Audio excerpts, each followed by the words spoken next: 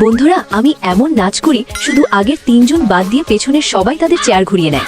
ইয়ার কি সব আবর্জনা দেখতে হচ্ছে রে বাবা, সত্যি বলছি এর চেয়ে ফালতু নাচ আমি আজ পর্যন্ত দেখিনি। ইয়ার অঞ্জলি, এমন নাচ করে গানের অন্তত অপমান করো না। লাকি লাকি, কলেজে ডান্স কম্পিটিশন শুরু হতে চলেছে, আমাদের সবাইকে একটু নাচ দেখিয়ে দাও না, আমরা সবাই টপ করতে চাই। টপ তুমি করবে, তাহলে আমি কি করতে এসেছি? যদি প্রিন্সিপালের হাত থেকে রেহাই চান তবে অঞ্জলিকে পার্টিসিপেট করতে দিন। আমি ওনাকে ইমপ্রেস করে নেব। তার আর প্রয়োজন পড়বে না, তোর নাচ দেখেই উনি এমনিতেই পরলোক গমন করবেন। হয়তো তুই জানিস না, জ্যাকলিন ফার্নান্ডেসকে আমি নাচ শিখিয়েছি। পরের দিন আমি পায়েলকে আমার ডান্স কম্পিটিশনের ব্যাপারে বলছিলাম, কিন্তু তখনই আরে লাকির বাচ্চা আমার আইসক্রিম আমাকে দে। তোর যা হাইট সেই হিসাবে তোর জন্য এক কামড়ই যথেষ্ট। ইয়ার অঞ্জলি, আমি শুনেছি এঁঠো খাবার খেলে নাকি ভালোবাসা বাড়ে। এঁঠো খাবারে পোকাও থাকে পাগি, কিন্তু ইয়ার আমি যতদূর জানি তুই তো নাচতেই পারিস না, তুই কম্পিটিশনে টপ করবি কিভাবে?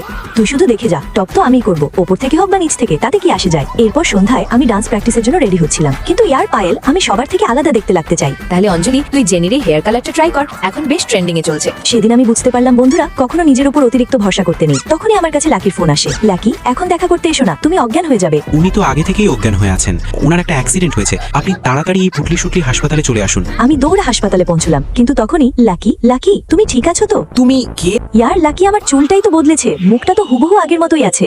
আমি অঞ্জলি। অঞ্জলি? আমি কোনো অঞ্জলিকে চিনি না। ম্যাম, লাকি বাবুর পেছনে একটা মশা কামড়ে দিয়েছিল, যে কারণে ওনার স্মৃতিশক্তি চলে গেছে। সত্যি? এর গরুর চোখ। লাকির বাচ্চা, তুই আমাকে অনেক জ্বালিয়েছিস, কিন্তু এবার বদলা নেওয়ার পালা আমার। আইয়ো লাকি বেবি, আমি তোমার গার্লফ্রেন্ড, তুমি আমাকে ভুলে গেলে কিভাবে? তুমি আমার গার্লফ্রেন্ড? ডার্লিং, এই কথাটা তো আগে বলা উচিত ছিল, তাই না? ও সব ছাড়ো, চলো আজ সন্ধ্যেই বিয়েটা সেরে ফেলি। ও আবার আমার সাথে প্র্যাঙ্ক করছে না তো? জানো, অ্যাক্সিডেন্টের আগে তুমি আমাকে প্রতিদিন শপিং এ নিয়ে যেতে।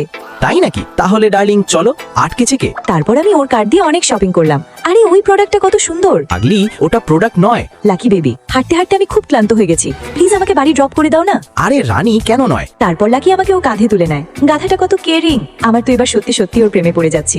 পরের দিন আমি কলেজে ডান্স কম্পিটিশনে পারফর্ম করছিলাম, আর সবাই আমারই তারিফ করছিল। ইয়ার অঞ্জলি, এটা আমার দ্বারা আর সহ্য করা যাচ্ছে না। ও ও লাকি বেবি, আমার না ঠান্ডা কিছু খেতে ইচ্ছে করছে। আরে রানী, আমি তো আগেই টমেটো অ্যাপে 2টো মিল্কি ভ্যানিলা আইসক্রিম অর্ডার করে দিয়েছি। এক সেকেন্ড, তোর তো স্মৃতিশক্তি চলে গিয়েছিল তাই না? তোর এটা কিভাবে মনে আছে? আরে হ্যাঁ, আমার স্মৃতিশক্তি চলে গিয়েছিল, আর রানী এই মাত্র সেটা আবার ফেরত চলে এলো। কিসের রানী? এখন তো তুমি আমাকে আর ভালোই বাসবে না। শোন, যাই হয়ে যাক না কেন, আমি আমার শেষ নিঃশ্বাস পর্যন্ত শুধু তোমাকেই ভালোবাসবো।